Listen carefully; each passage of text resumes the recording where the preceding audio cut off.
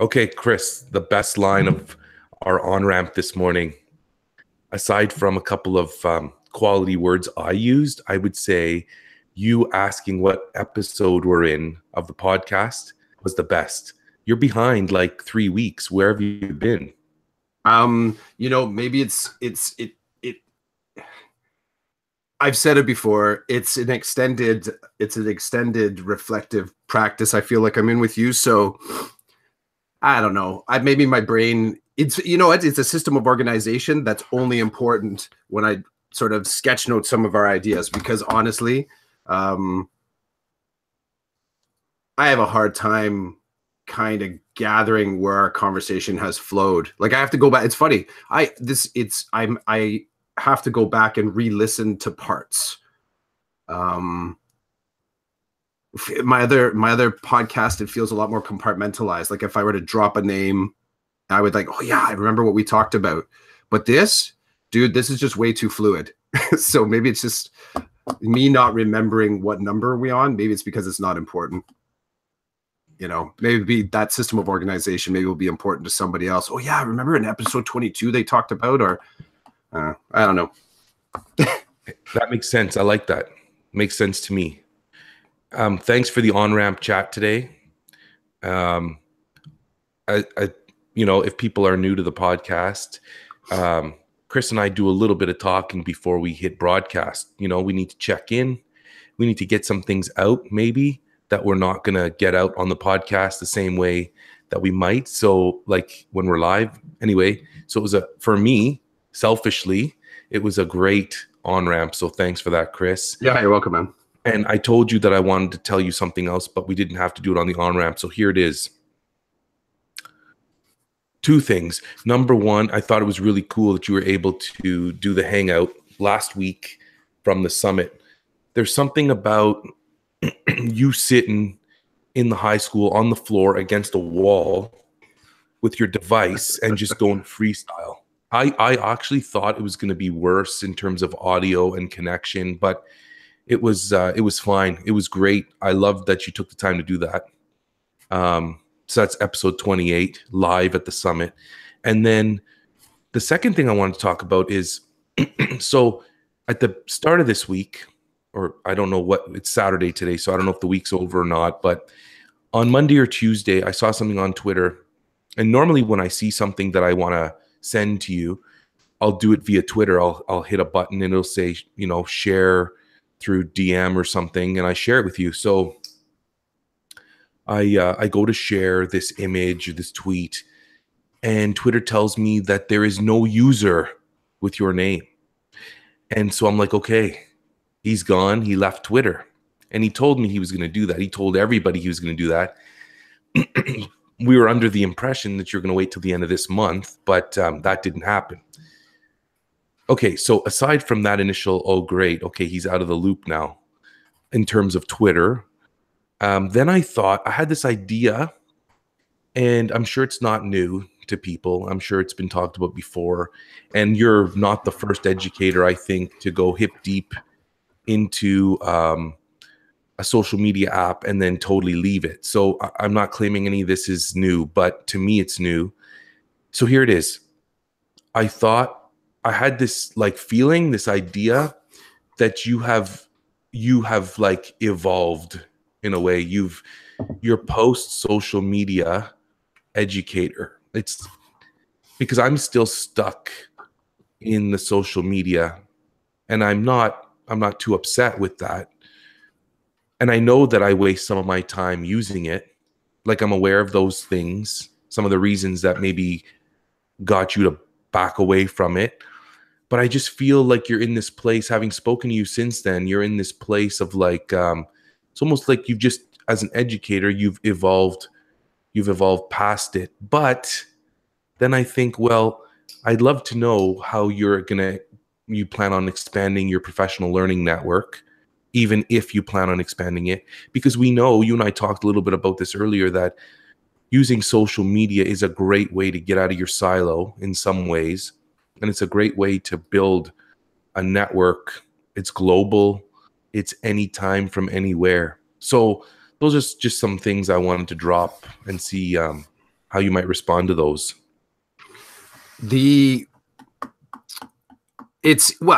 So as far as I can appreciate the comment, you know, post social media educator. I don't know. There's probably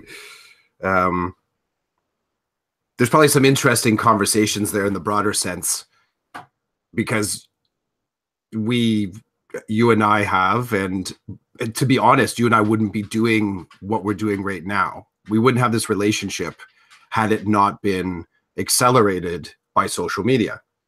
We weren't email buddies. I didn't have your phone number prior to that. We weren't connecting that way. I was made aware of you there was a little bit of curiosity. Just you have that sort of like some ideation, like what else do I want to do? What am I interested in doing? Someone mentioned to me, maybe I should check out podcasts.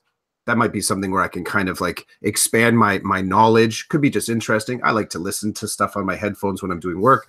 So that kind of open and accidental curiosity led me into a space where I found you. And I've had, you know, it reminds me of a conversation that I had with Roy and Lee, where he spoke to how his not his focus, but what he noticed about social media spaces and how he connected with them. He said originally he sort of, I guess in his post-analysis, was that those social media spaces was like a party that was going on all the time that you could arrive at 24/7, right? The situation that never sleeps. You can sort of go in there. And in doing so, you know, you felt like you could jump in, jump out. Didn't necessarily feel that connection, that deeper connection of, and now I'm pushing out of what he said. But my take on that was there's a deeper responsibility there. And when you feel the accountability, that's where you can get to some of the deeper work, the better understanding, the stronger connections, the more interesting stuff. So my sort of passing or quick interest in podcasts was connected to in that exact same salad of social media using. And then my next idea that came out of that is like, well, how do I now reach out to that individual? So how do I, if I wanted to talk to Roland, or Stephen Hurley was a part of that as well. I mean, Derek Rodenizer, I'm trying to think of some of the earlier people that I think it was probably you three that were my original reach out before I said, I think I can take this and now do it locally. And then I sort of brought it back and started connecting podcasting on my own, still reaching out and getting some mentorship, some tutelage. So that whole process is interesting now to talk about in the light of how you framed it, whether it's, you know, being a post social media educator. That EdTech conference I asked, so that one that we did the podcast from, I asked a few individuals when the opportunity presented. I was being, I mean, you're sort of doing learning and stuff like that, but you're meeting new people too. But, you know, revealing a conversation that's been going on for a while, like everyone's talking about it, can sometimes create distance between you and the person, you know, having the ham sandwich across the table. So, you know, you're waiting for these moments of conversation to sort of try and expand your learning. And that was a really interesting exercise because I didn't go in and I wasn't using Twitter at all, like very little. 2 or 3 times I was on there. Being in the moment with individuals and not saying, oh, someone just posted something really cool to the hashtag EdTech Team Summit, whatever. Seeking out humans in a space where there are humans is very different when you're not using social media to grease the wheels. So the conversation where what I was asking some teachers was a little bit of like this, like, is education now synonymous with social media? So I will say on the front end, you're shaking your head no, but that would be a fascinating conversation to put down at a table, because I really think that there's not a lot of wiggle space in there. Like to sort of it would be a great debate. It would be a great debate. And I think in that debate, a lot of people would identify some of the sort of challenges that I'm sort of looking at right now by not using social media to connect with other both like and different minded people so that I can still continue my learning.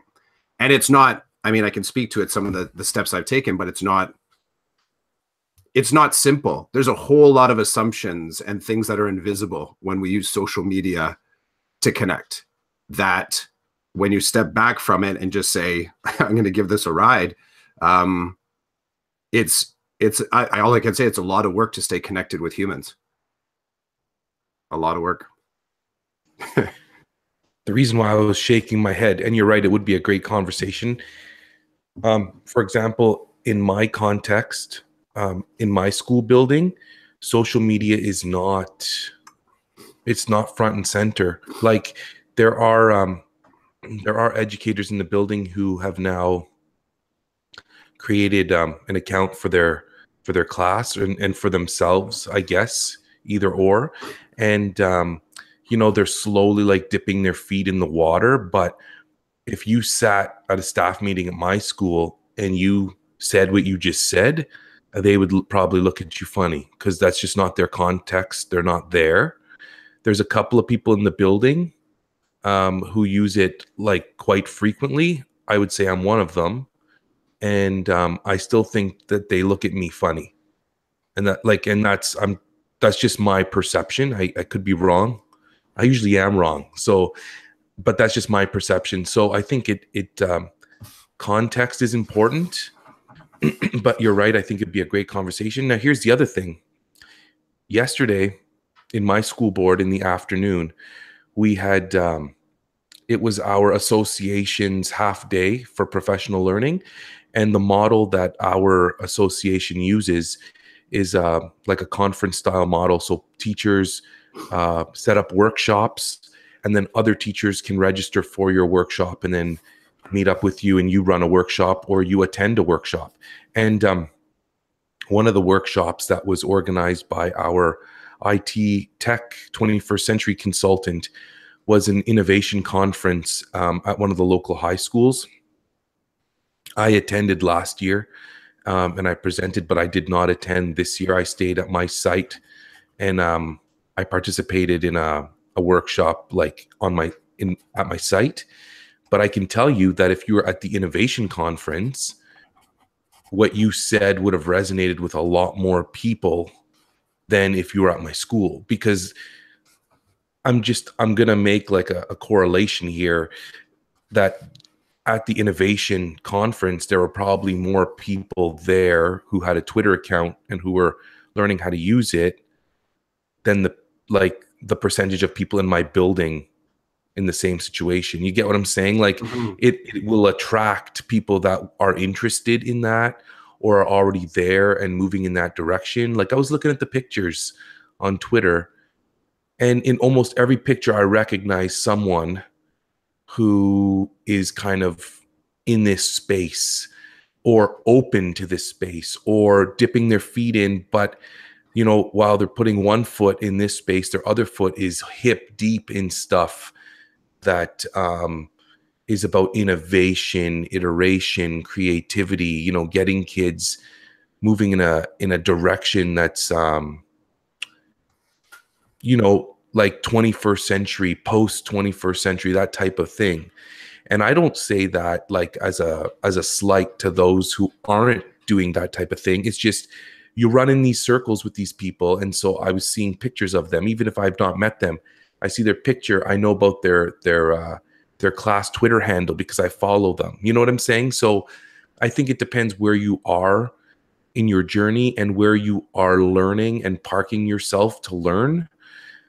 But I think there's something refreshing about what you're doing.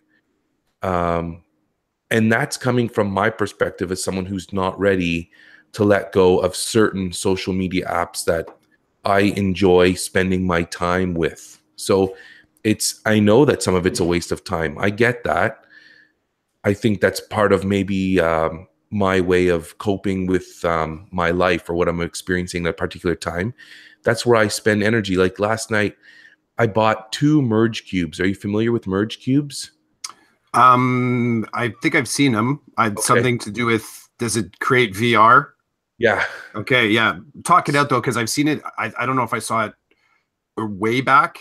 Was it ever a Kickstarter? It may have been. I don't know for sure. It seems to be a pretty hot item right now. Yes. Okay. And before it was hot now, it was even hotter a few months ago in the States because I remember seeing photos on Twitter of educators in the States going to Walmart and buying them for next to nothing and having carts full of these things. Like, I'm like, what is going on here? You know, like it was a sale, $3 each, and teachers were buying them by the cartload to use in their classes. But it's a cube. It's I wish I had it with me in the office, but I don't. It's downstairs because I was playing with it last night in front of the TV. But it's a cube and connected with certain apps. The cube turns into different things like the human heart, and there's some apps that you can play games with this cube. So it's VR. It's pretty cool. I think it's got some power in the classroom and will be a great way to get kids interested in particular topics that they might not be interested in. It's just another cool way of learning for me because, as you know, my passion, my purpose, when they come together, my passion involves the technology and that stuff. So I'm bringing it into the class to combine two things to make me a better teacher, in my opinion. So so I've been seeing pictures, and then when I kind of looked into it here and there, it was just in the States. It wasn't available here, and I wasn't interested in spending my money, my low Canadian money, to get some stuff from the States. But recently, Michael Leonard, who I believe you've met at a mini summit or whatever, he purchased one or two of them, and he was tweeting about it, just saying that he got one or was getting one. And I said, hey, let me know how it goes when you use it. And he hasn't done that yet, but he did tell me where he got it from. So I went online and I saw that Walmart Canada has them. So I ordered a couple of them. Okay. So yesterday I went to go to my local Walmart to pick them up because they had arrived. And I was standing there, and there was a line beside me of people who were waiting to talk to the associate at customer service. And I just didn't want to stand there and stare around at my surroundings. So I pulled out my phone, checked my Twitter feed. Like and I know that's not uncommon. People pull out their phone and start to engage themselves in something other than reality. And you've got the world happening around you. But I was at Walmart with people that I didn't know. I wasn't just about to lean over and start talking to somebody. So I pulled out my phone, started using it. And that's how I spent my time waiting for my cubes to arrive, was checking my Twitter feed, my Facebook feed, my email, and whatever. And so I guess I don't even know where I'm going with that. I guess the point is that I know that my time is spent there virtually. It could be spent in other places, but I choose to spend it there. You know what I mean? Like, it's a conscious choice. I know that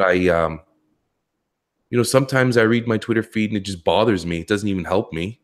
Right? Like, that happens too. Let's be honest about that. This I don't know what you call it, but when you read what's going on with other people, everybody's showing their best, right? Yeah. My response is, why am I going to tell you otherwise?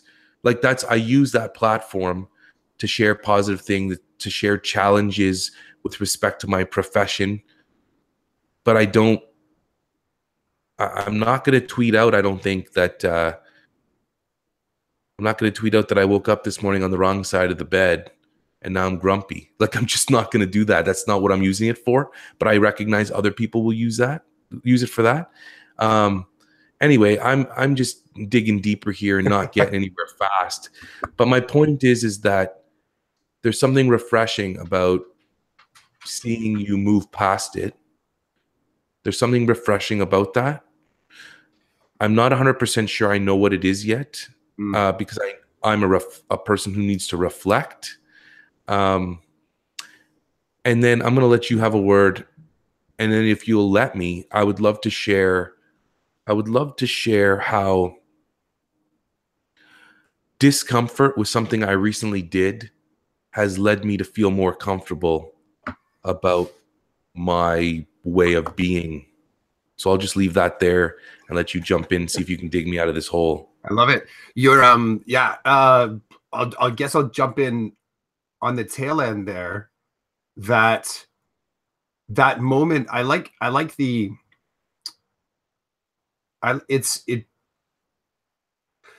I like that idea of standing in a line as the litmus for how we use social media. Like I like that. And I appreciate your statement as far as when I'm standing in a line, that's when I'm going to check my feeds. I totally get that. I think that opportunizing those moments is important, especially if you have a finite amount of time to get these things done. I appreciate that. Where I'm starting to play with in my own space is despite the fact that I could opportunize and say, yes, I could check a feed because I've and it's funny, it's a bit of a blindness I'm playing with myself. I know at any given moment, I can download that app and go back to those spaces. I have to be honest, I'm completely aware of the fact that I could rebirth, if that's a word, my Twitter account and start connecting again. I could rebirth my Insta. I could rebirth my Facebook. All of those things are sitting there in wait. They're all there. Part of, I guess, my process in building my awareness around how I use these things is exploring why I feel compelled to reconnect with it, and what is it that I'm seeking. So I've, you texted me in essence a message like, how you dealing with this? And I was being quite honest to you when I said, it's mindfulness. It's what it is. I'm coming back to sort of, and I guess we could say reflection or mindfulness. If I were to split the hair there, I would say mindfulness is putting you in the exact moment. Mindfulness holds you right in that moment. Reflection allows you to sort of build the layers out, if I were to sort of divide the two. So the mindfulness is just paying attention to everything in that moment that's compelling me to make a decision. And that's a space where I get caught up in my own head as far as getting meta about my meta. Like, how many layers deep can I go? And I mean, you've called me on that before, like, all right, Clough, thanks. It's also the thing that I've sort of mentioned before, going to this past conference I was at. It's not that I'm cautious. I'm just aware of that. If I throw down some way out there idea, if it's a bug bomb, then I'm not going to have conversation. It's just going to clear the room, and people are like, oh geez, I just wanted to know, what was in your sandwich, buddy. I did not want to talk about postmodern use of social media and, the death of shopping malls. So I'm aware of my meta layers is not necessarily a space that everyone wants to inhabit. I get that. So standing in the line, I like your example of standing in the line. On one hand, because I don't have, and I get it, it's a weird bit of naivety. I don't have those apps on my phone. I'm starting to look at what other things could I do when I was standing in line. And the reason I like your example is because I had to go grocery shopping midweek this week. It was just the timing. Normally I pick up groceries on the weekend. So this week was fractured in different ways. So a lot of the duties for the week were not on the right day. Laundry, it's all out of whack. It's okay now, but the weeks I'm talking about where certain days, certain things are done, but then you have like these big event and you're like, okay, we have to work it around. So I'm doing grocery shopping midweek. And by the way, it's a lovely time to do grocery shopping. Gotta say, it ain't busy. You hit the grocery store, if you can, like 3:15 on a Wednesday. You're cruising the aisles. You're getting right up to the cash out. So I'm standing in line, unloading the cart, and there's another customer pulls up behind me. And as many customers do, like the old style of standing in line at the grocery store was reading the periodicals there. Like, the National Enquirer, the Star, People magazine. And you'll notice, I mean, there's not as many as what used to be. They have a smaller selection there now, but they're still there on either side of the aisle. And there was an individual standing behind my cart as I'm unloading the cart, and they kind of pulled up and bumped my cart, and then my cart bumped me, and that person was aware of it, and they were apologetic. They're like, sorry. They said, I was trying to read that article. And I look over at the article, and it was something about Kylie Jenner on People magazine. And I sort of read it for a second. And then in the apology, so that's like a closed moment. Like there's a there's a beat. They bump the cart, they bump me, there's the apology, it's cool, and then you sort of move on. I go back to putting the groceries on the thing. But instead, I'm looking at this article here, and something in me turned back to the person hadn't met, Linda. Hello, Linda, by the way. Person's name was Linda. I sort of go back, I'm like, that's so ridiculous. And like, do you think that? And so to state it's so ridiculous isn't a hook. But then for whatever reason, I turned like, do you think do you think it's ridiculous? And then we ended up having about a 10-minute conversation in the line. Now, there's nothing profound about this, but it's what we do in lines that I'm starting to examine my social behavior. I'm starting to sort of look at, and I get it. There may be some people, if I'm standing in line, I'm like, yeah, I really don't want to talk to that dude.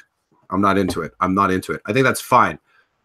But I'm also looking to expand those spaces. So what are the things that I would have done standing in line waiting? What are the things I would do when I'm solo waiting? And what I kept on coming back to was the habit of pulling out my phone and going on an app.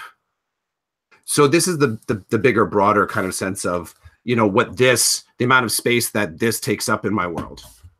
And that's been the really interesting experiment throughout this past week, where I will say getting up in the morning, when I get up in the morning, and maybe that was also why the week felt a little bit broken. Maybe it was okay, we had different jobs different days, but maybe it was me going through a little bit of withdrawal. I would get up. I'll get up in the morning, typically get up. I'll come downstairs. I got some medications that I have to take, have a coffee, pick up my phone. Like that's a pattern. And ritualistic learning and ritualistic habits are good. I mean, there's some that are entirely based on survival, right? But the ones that I'm not going to say they don't serve a purpose, but that I've kind of painted with a purpose that I'm not sure I fully believe in, those are the ones I'm starting to sort of space out a little bit. And it was funny, like I'm really aware in the day of when I'm triggered to go check social feeds. And not only time of day, but contextually, as in what would be going on in a moment that would make me go check my social feed. And my whole pursuit of, and I broadly called it breaking up with the internet, was getting to a place where I'm in control of self and not feeling that addiction factor. That's what I sort of looked at, the addiction factor. Like right now, I should be doing this without really processing that right now. Like right now, I'll tell you right now, I entirely feel like I should be talking with you. I do. I feel like right now I've put that in there, that Saturday morning, sometime on the weekend, sometime that week, I want to talk with you. At some point I could reevaluate that. There could be something that makes me question it. I think the difference being is that that's a decision that is now correlative. I would have to speak to you about that. We are the two humans now sort of exploring whatever this reflective practice is. Not having that on the other side of this decision has been really interesting. I don't have anyone that I'm bouncing it off of that sort of says, hey, human, are you actually making really good human decisions here? So that's been a fascinating little bit of exploration. But standing in line, I talked with Linda. I said hello to Linda. And it's not that I wouldn't do that. Like I connect in those ways. But it was interesting how we connected. And that moment of, I'm going to give this a try. I'm going to say hello to this person. Maybe a conversation will ensue. Maybe the checkout person will be completely frustrated because we're cracking off telling jokes for like 10 minutes. But I'm messing with those spaces now. And it ain't comfortable. Like I won't say that I'm in love with not using these things, because I'm starting to find some real traps in my day. Kind of like how use of social media sets the context for a whole day. And it's pretty freaky. It's been my experience that people generally don't want to talk to me when they first meet me. They say that my appearance, I wouldn't say the word frightens. It doesn't frighten them. My appearance is not one of a welcoming nature. So after they talk to me, I've had people say, when I first saw you, I didn't think you'd be this friendly. So I wanted to throw that out there because I don't, when I look at you, I don't get that vibe that you might not be a friendly guy to talk to in a line. You, I'm taking this conversation, I'm twisting it a little bit because I want you to twist it though, because it's funny in that space. This one, I know I talked a long time. Here's the thing I'm starting to realize. It's actually, that part isn't actually about you. And that's the funny thing there, right? Like, because I've had people say similar things to me. But I'm starting to realize it actually isn't about you. You can make it about delivering something different. Like, am I actually projecting something? Am I doing this thing? But I'm starting to realize this is actually something it's in my psyche, but it's not actually, so it's in my psyche in sort of thinking about connecting with other people. But this is a defense mechanism, I think, in a lot of ways, that's part of our genetics, shaped by learning. It's that idea of danger, fear, want to keep myself safe. Because I could see, I mean, yeah, like I can exist in both spaces. You have an intensity to you, but I also know the other side of it as equally, that you're open and social and you're a kind person. Like, I have both of those pieces that work. I make a decision to interact with the whole you. I don't know if that happens as easily in first time connections. So yeah, you got an intensity, but I see it, even I see that in the same space as cool. He obviously likes the Jays, and cool, we're connected by podcasting, and you know what? We're dads like those other things. I know. Is it a new cap? Yeah. Nice. Oh, your audio's off. Are you on mute? I was on mute. Don't tell McGuire that I was not a ninja. I'm doing this because I'm gonna use this image right now, what you see here, as the thumbnail for the podcast. I love it. So go where you're gonna go. Oh, it is a new hat. It's their spring training hat. I bought it when they were in spring training, and I went to spring training a few years ago with my family. We went to Florida, and we were able to get tickets to see the Jays at spring training. So ever since then, it's been a tradition that every year I buy their spring training hat when they come out. Anyway, where was I going with this? I have no idea. You said I'm a person of intensity. Mm-hmm. It's ingrained in our DNA that someone like me might frighten people and they might not want to talk to me in line. I am fully aware of the other people around me that appear to be intimidating as well. And that helps me understand, and it helps me understand what other people might feel. And so I used to take major offense. I'm not offended anymore. You know what? I'm not offended anymore, because what am I supposed to do? Like, if I look at a particular human and there's a warning bell goes off in my head for no rational reason, right? Like, I've never met them before. They've done nothing to show me that they are a threat.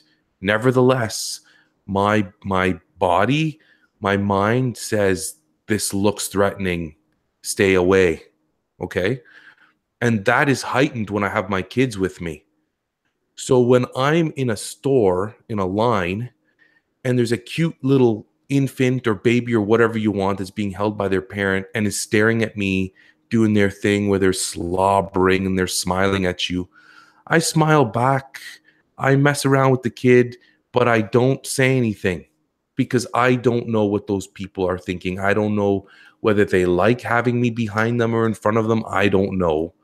And I don't really care. I'm aware that they may see me as a threat for whatever reason. My intensity, the fact that I'm not smiling, I don't know. But it helps me understand, because I feel that way sometimes too. And there have been times where even I could see it in my children's faces. Like, we'll be somewhere and somebody will be behaving a particular way, and my kids will be like, can we move away? And I'm like, just stay close to me. I'm not going anywhere. Like, stay over here.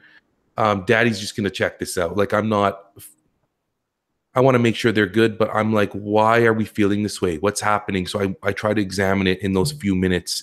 And sometimes sometimes it's valid. Like sometimes I'll see guys freaking out on their kids. It's usually guys. I don't really see the ladies do it, but they'll be freaking out and I'll be like, okay, let's move over here because I don't need you to hear what he might say. And I've been guilty of that. Okay. Like I'm not pretending I'm dad of the year or whatever. I've been guilty of like being stern with my kids, and that probably doesn't help the way people might perceive me. But you got to do what you got to do, right? Short of like hitting your kid or doing something like abusive and against the law, people are going to do what they need to do, and most people aren't going to stop them. So I don't know. I think I like that we've kind of entered down this road a little bit, because who else am I going to talk to about this, right? Like it just has come up. And being a teacher, you and I are working with different people all the time. We're meeting all kinds of parents, all kinds of kids. Like I look at my class this year and it is just like I've got the whole gamut in there, shy, outgoing, sometimes rude, very polite. Like it's like all over the place. And that's who they are, right? That's what has come to the room that I'm in with them. And we have to learn to work together. And that's the message. And so when I'm out, I'll see someone and I will feel something. And I'm like, okay, well, is my feeling valid? What is it about this feeling? Where's it coming from? Why is it making me think so hard at this moment? And when I'm not with the kids, it's harder to analyze. When I'm with the kids, it's easier because I'm with my children, right? And I want to protect my children. I want my children to see the positive, not the negative, and I don't want them to feel fear, even though they're feeling it. And sometimes it's really good learning moments, and sometimes you don't want to be learning in that moment. I don't know. I just think the awareness is good. Like at the end of all this, the awareness is good. It's important to be aware. And I know you're talking about meta upon meta upon meta, and some people don't want to go there, right? Like they just don't want to go there because it might feel uncomfortable. It might take them to a place that they don't want to go. But I know when I go meta, it helps me in the long run, or at least I try to make it help me in the long run. Yeah, I'm not. I think what I've come to understand or accept is that more options don't necessarily make more people happy. I like your example about when you're with your children, it really crystallizes the decision-making process. Like you realize that it comes down to a small set, 1, 2, 3, maybe 4 or 5 things. Here's how we're going to operate in the world when we're sort of moving through the world. Even yesterday, walking through the grocery store parking lot with my kids, right away I'm in, okay, single file, we're going to stay to the right. I'm checking to make sure neither one of my, you know what I mean? You're moving almost militarily through a space that could present a danger, right? And more likely to present a danger than other spaces. Despite we're in the grocery store, has a certain list of sort of rules of engagement. We're in the parking lot, and then you get to the car, seatbelts on, okay, stop leaning over, punching your sister, like all the other, that the constancy of reinforcement of those rules. And I get that as a parent, and I get that as an educator. I think that the conversation I come back to is, at some point, I want to make sure, and where I'm checking in with myself, is that if that reductionism that happens with rules, which can be connected with habits and rituals, has it officially handicapped my view of my world? So where either those rules have I want to say the word destroyed, but it's not destroyed, have the rules officially killed off opportunity. So what rules do that? But also, is it also keeping me from just understanding what's really going on around me? And I've talked to people that, they've, even at this conference, saying, no, you know what? Like when I stand in the line, part of me sort of using my phone, my plan is to not engage. Like if I do go into my phone, that is my intent, and I am being successful in that, and I feel safe, and I feel, and I'm absolutely cool with that. I'm just flipping that for myself. And there could be, I still, there are times when I don't want to connect with people. There are times where I want time for me. There's time when I just want to connect with my own children. When you were mentioning, when you're mentioning about, when you're with your children and you're sort of teaching them to move through the world, I include that, but I also include I want you to stand in the grocery store and say hello and connect with Linda and have a conversation. I fall to that side quite often, actually. And I feel that I'm a bit of an outlier in those spaces because other parents have said, no, no, no, no, no. I had a parent one time tell me, this was in my school context. So these are high school students, in a very matter of fact fashion, I still instruct my kids not to talk to strangers. They will not, do not. And they followed it up with, because kids get snatched. And I can appreciate all the feeders that are going into that idea because it triggers me as a parent. My educator side is triggered in a different way. And then me separate, I almost hate to put it this way, but me separate, my third mind, just as Chris, processes it in a totally different way and starts to sort of is triggered by that statement in a different way. Now, I didn't push back too hard on that because, in these meetings, I'm not there to sort of broaden their philosophical view of being a parent. But it really gave me a moment to say, yeah, that's not how I parent. That's not where I go. But I can appreciate it. I can appreciate that point of view. Can I shift gears a little bit? Do it. Because I have another shift too at the tail end I want to throw your way. So you go. Okay. So just being mindful of time, we don't have a lot based on our template of how we do the podcast, but I'm willing to go a little bit longer if it's good with you. Yeah, I can go to how about daughter, we gotta go do some art. How about let's say another 20 minutes? You good with that? Sure. Okay. I can do that. Okay. Last night I shared with you via email, because I can't do it on Twitter. I shared with you an email about a video that I saw on YouTube. It was Casey Neistat talking with two other guys, I think in Montreal. So he was recently in Montreal for a talk or something he was doing, and he ended up on this podcast with these two guys. And I didn't really it was one of those things where I was scrolling through YouTube and it was a suggested video. I watched the video, a little bit of it, and I sent you the link, and I basically told you, watch just the first 2 minutes and 15 seconds. That's all you need to know to spark a really good conversation. And they started the talk with Casey, and they talked about ideas being like ice cubes.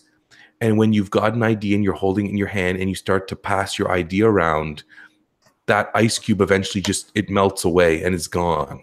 Okay. So they started that talk about the ice cubes, ideas as ice cubes, and how they melt faster the more you pass them along to people. Then they talked about creativity and collaboration. And they said something, and I caught the essence of it, which really resonated with me as an educator. They talked about creativity and collaboration. They talked about creativity by committee and how that wrecks creativity. So in the context of, you are a creative person and you have an idea, but then, you're forced to collaborate with 5 other people. And that collaboration does something to your original creative idea.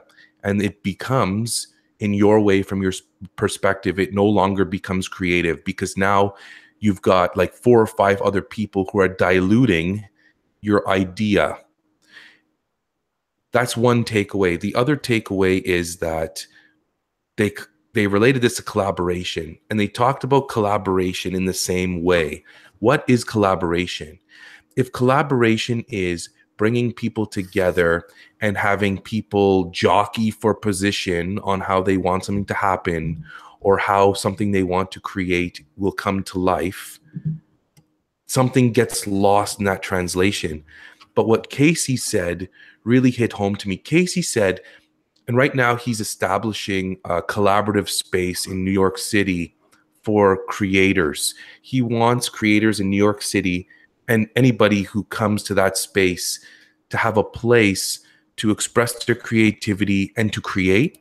And so that's the context for him right now. And he basically said that his favorite way of collaborating, whether you can call it collaboration or not, is when people come together and then people jump into different people's worlds. So let me give you an example. You and I work in the same school, and you come to my room one day, and as you come in, you see me working in mathematics. The topic is measurement, or the general idea is measurement. And you see my kids using spheros, the little robots that you can program, that you can code and use. And you see them using the spheros to get to the heart of the measurement. Okay, so they're doing math, but they're doing it in an innovative way, a creative way, a different way, using tech. From Casey's perspective, I see that you walk in, you say, "This is wild, Roland. What are you doing?" The kids, the kids are engaged, they're interested. I talk to them. They're using the math language. You can really tell that they're getting to the heart at what you want them to learn and to be able to demonstrate. What are you doing? How is this playing out? So then I let you jump into my world. And while you're in my world, you're not telling me, you're not vying for position or power. You're simply soaking up what I'm telling you. And then you might say, "Can I involve my students somehow?" And then we start to talk about ideas. We start to come up with a way for your class to become part of the magic, if you will, that's happening in my room at this very moment. And so we can work together and we can collaborate, but you recognize that you're entering into my world. You recognize you're entering into my space and kind of what's coming from my space. Now, to flip it, the next time I walk into your room and I see something wild happening, I acknowledge by saying, "This is amazing stuff. Can I enter into your world right now and get a feel for what you're doing? And can we possibly work together?" This to me, this to me is like amazing. It's amazing because you can honor the person who's doing whatever they're doing, and nobody has to vie for position or power or influence. And I think lately in education, in my experience, people are being put together and being told you have to collaborate. But people don't want to enter into other people's worlds. People don't want to jump in, get their feet wet, then jump out and think, "Well, okay, what do I have to offer that can augment this? Not completely change this, but I mean, I can go and change it on my own, but in that person's world, I don't want to be breaking things and refixing them. I want to augment. I want to add to the power of the positive stuff that might be happening there." So I heard this and it just sat with me deeply because as educators, especially in today's day of education, collaboration is a big deal. We want students to be able to collaborate. Teachers are expected to collaborate. And sometimes it's not collaboration. Sometimes it's one person feeding something to somebody else and they're not interested in being fed. And I want to honor what it is we're supposed to do as teachers in Ontario, right? Like, I'm not saying get rid of it. I'm saying let's honor it. Let's be honest about this. Let's do it in a way that we can learn from each other and that we can help each other with things, but that it's not, the focus moves away from, "Oh, this is great, I'm now do this." No, it's not that. That's not collaboration. That's telling somebody what to do. That's trying to infiltrate and take power. And just listening to 2 minutes and 15 seconds of that YouTube video of them podcasting about creativity, collaboration, and what Casey's doing in his new space, it just lit a fire in me, I guess. And this is a place you and I, we can talk about this. This is decoded, right? We can talk about this. We can explore this a little bit. It resonated with me. It sits well that And don't think that this doesn't happen. I just this week I had 3 different colleagues of mine come into my room and say, what's going on here? And how can I apply this to what we're doing in my class? It's like, okay, well, let's talk. Like, let's collaborate. Let's talk. You see something here that you think will work with your kids. You're interested. I'm doing it. I can tell you my pitfalls, my successes. And let's just keep going back and forth and collaborate so that we can make something really awesome happen for the kids and we can learn something at the same time.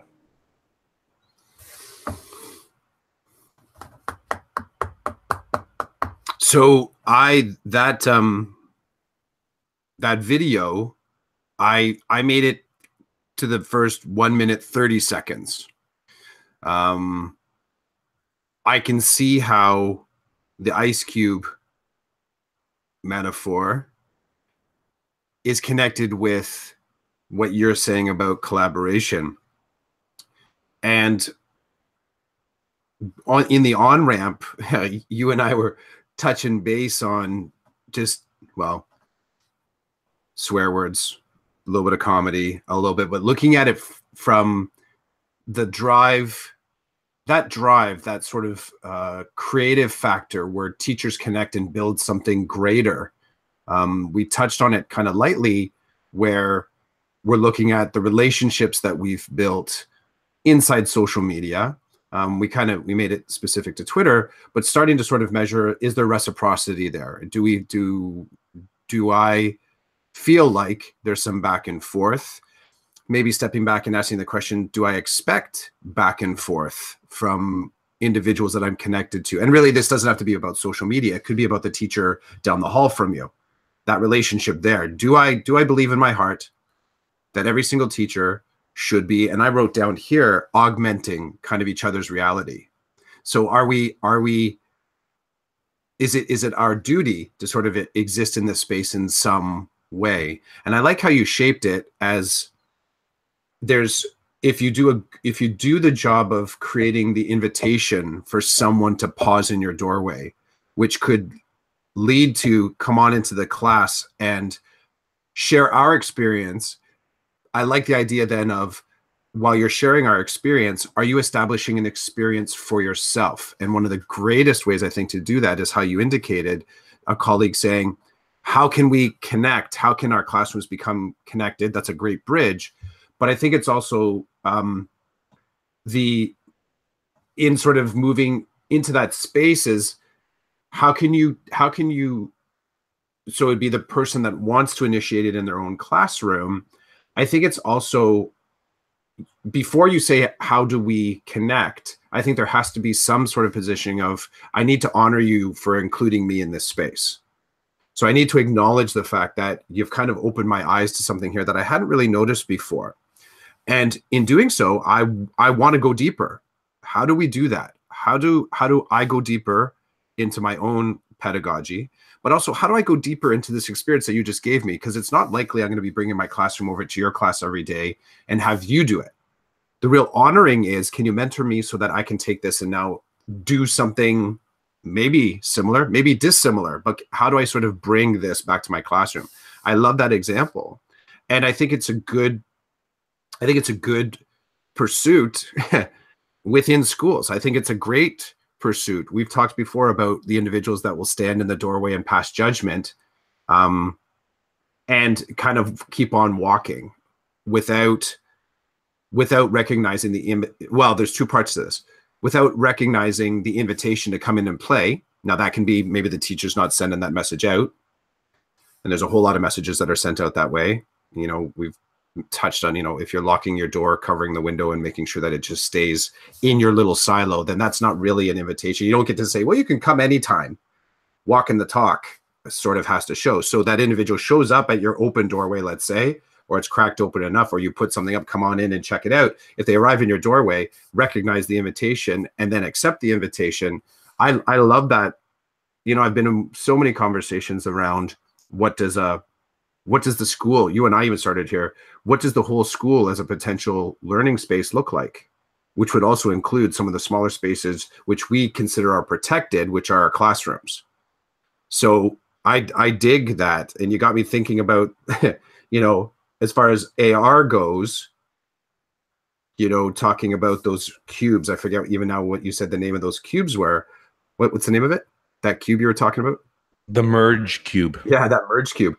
The classroom as a merge cube has got me fascinated now.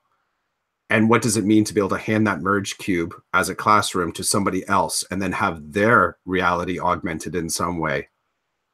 How do they sort of take that experience and overlay? Because the merge cube in itself is just it's a what would you call that? It's a like it's a blank slate that happens to be able, you can lay a lot of learning over it. And if the merge cube is the individual coming into your class, well, how do you sort of lay that learning over them so that they can take it with them? The ice cube, where I stopped, apologies for, and it was just timing, I got a minute in, but the powerful thing that jumped at me there is about the diffusion of the idea. And it just really got me thinking about meetings that I was in where there were some amazing leads, like the beginning of the meeting, that creativity was just like, boom, it was just like soaring. And then the reductionism of we had to get to a solution. We have to get to a solution. And all of a sudden that cube's just melting in your hand. And the funny thing in that metaphor is that it's not like melting and it stops just as a puddle on the table. It melts and it evaporates. And I've been in those places too, where you're thinking back, you're walking out just like, what happened? Why do I have a headache right now? And you backtracking like, that started really well. Maybe at the time you're thinking, this is confusing. Everyone's jumping in. There's a lot of like pop, pop, pop, pop, pop, lots of cool things going on. But then you're walking away and like you realize that the squeezing of the meeting near the tail end, it's like, wow, that totally just melted and evaporated. So that's where I kind of it still got me thinking in that. And I haven't done much research into that podcast that you shared or the actual individual. But yeah, it's like the melting of creativity in collaboration. Not too many people are doing, you know, open discussions about, at least in my jurisdiction, not really open discussions around the trapdoors and the pitfalls of collaboration, right? The loss of self in education, the loss of the individual in education. We're not doing a lot of sort of open space conversations on that. Collaboration has its place, right? It has its place, but sometimes it doesn't belong. I'm sorry, it doesn't belong sometimes. It just doesn't. It depends on the context, depends on the people involved. I think when you start to tell people you have to do this, that kills it off for some people right away. It just does. Or you enter into the collaboration and then you quickly realize that other people who are collaborating are not collaborating. They have no interest in collaborating. Sometimes that person's me, sometimes it's not, right? But you move on, you keep working on it, you keep doing what you got to do. And ultimately, I think as educators, we have to remember truly, why are we there? We're there to help these kids move on, to become better educators. And none of that's easy. None of that's easy. But the time has come for you to drop what you wanted to talk about before we shut things down this week. You did it. There was this. I wanted to make it back to that ice cube. Yeah, you did it. Yeah, that was cool. That was really cool. I didn't know that. That's okay. Good. I'm glad that we could do that. That was good. Really good. But I do have a question though. Sorry. Of course. So here's the thing. Here's the thing that I've been thinking about, and I actually don't remember if it was on the on ramp or when we hit record. It's a little bit of a, I guess, a personal belief system is whether or not is social media actually social learning. So that's kind of one part to what I'm still wrestling with. The second part to it, which might be a little bit more tricky, is can EDU grow without social media learning? And this is just, yeah, I'll leave it at that because that's kind of like, it's at the heart of my my Twitter experiment. But it's also at the heart of, if it weren't if it's not about Twitter and it's more about building better human relationships, what is the impact?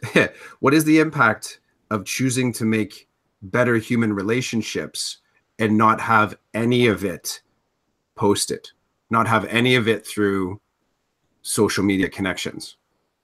So yeah, that's my thought fuel.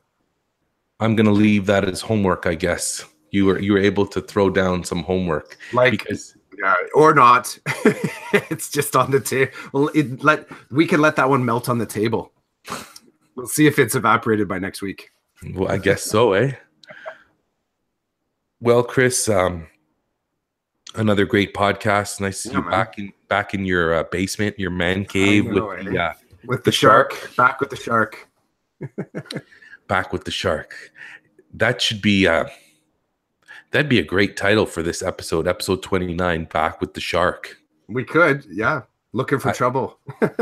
I tend to be the one to manipulate that stuff. I know sometimes I have to chuckle because sometimes when I get to edit, not editing because I don't really edit, but when I get to doing the blog post for this podcast and then getting the feed to iTunes and stuff, I laugh when you beat me to it. And it's happened. So we're at episode 29. I think it's happened like half a dozen times where I'll go into YouTube to write the description, change the title. And I'm like, oh, Clough's already done it. And anyway, it just makes me laugh that I've got this idea. And so sometimes I have an idea of what I want to call the podcast. And I go in and I see that you've already named it. And I try to honor that. I think once I deleted what you put and I wrote in my own thing. It's all good, man. I was going to say, you obviously you're like, what? You did that? So it's all good. You don't really, you're chasing squirrels. So it's just where the only place where I get triggered is when there isn't one yet. You know what I mean? Like if it was still empty, and just by timing, by life, I get it. Like you, when we leave this, so I'm pointing at the screen, at my TV, at the monitor, when we leave this, life goes like this is in the middle of an ongoing kind of like day. So if I happen to go back and I look at the YouTube feed and for whatever reason you're in process somewhere else, that's where I've kind of dropped those things in. But if you switch it up, I'm all good too. You know what it is? It's just to avoid having the decoded podcast episode number, whatever. It feels like a blank space to be creative. You know what I mean? Like it's an invitation to put something like not, just off creative in there. So, but if it's already there, I'm happy to. Right on. Okay, Chris. Well, we'll be chatting with you sooner rather than later. Mm-hmm. I saw you drawing, so hopefully you will text me or email me. Yep. The picture, because that was one thing I thought I was going to miss when you left Twitter. Was I'm going to miss seeing those sketches that you do, because you were the one that was really pushing this podcast on Twitter. And when I say push, that term is used loosely because promoting. It was definitely promoting. I kind of wasn't, and now I think, okay, well, that's one less space, I guess, that that this podcast will be promoted. But I'm good with that. I don't care. I'm not doing this. I'm not doing this for bigger reasons at the moment. Who knows? Maybe I'll wake up tomorrow and be like, hey, let's monetize this, which would be hilarious because that wouldn't happen. But long story short, I'm glad we can still communicate. I got to get used to sending you emails and texts now, which is fine. I mean, it's just another way. But sometimes, you know what? It'll make me think, do I really need to send this to Chris? Or am I just so used to having thrown stuff your way all the time via Twitter that I had just gotten used to doing that and wasting your time? So maybe now I'll think more about. I'll be clear, only because this is also, it's an opportunity to kind of, this is your drive. It's funny, your drive to share, honor it, dude. Like if you want to share something with me, and I guess maybe the last time I'll apologize. I get that I've made it kind of tricky, or I'm not in those exact spaces. It's never been about the bother of what's being sent to me, ever. You send as much, as often, as frequently as whatever. And anybody else that has my connections that are still available, it's not about changing the flow of the feed. It's changing how I'm fed. So that's the part. And you and I are still connected in ways other than this podcast. If there's anything you want to share, just share it as a link or email me. There's never, and any time of day, I really don't care. If you're still connected with me, as other people are, I'm not looking to take away the relationship.